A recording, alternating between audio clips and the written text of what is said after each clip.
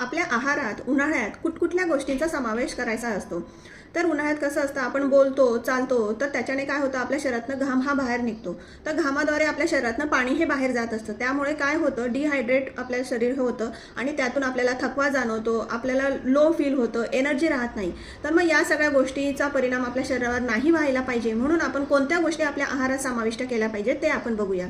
तर पहिलं आहे सिजनेबल फळं आपल्याला खायचे, जसं की त्याच्यामध्ये पाण्याचं प्रमाण जास्त असेल. कलिंगड आहे, संत्री आहे, नंतर द्राक्ष आहे, टरबूज आहेत, ह्या सगळे फळं आपल्याला खायचे. नारळ पाणी आपण सकाळी हे पिऊ शकतो. 11च्या आत आपल्याला नारळ पाणी हे प्यायचं आहे. त्यानंतर काकडीचा समावेश आपल्या आहारात आपल्याला करायचा आहे. नंतर कांदा स्पेशली आपल्याला वापरायचा आहे. त्याच्यामध्ये आपण पांढरा कांदा हा स्पेशली वापरू शकतो, कारण की तो आपल्या शरीरातली उष्णता कमी करण्यासाठी मदत करतो.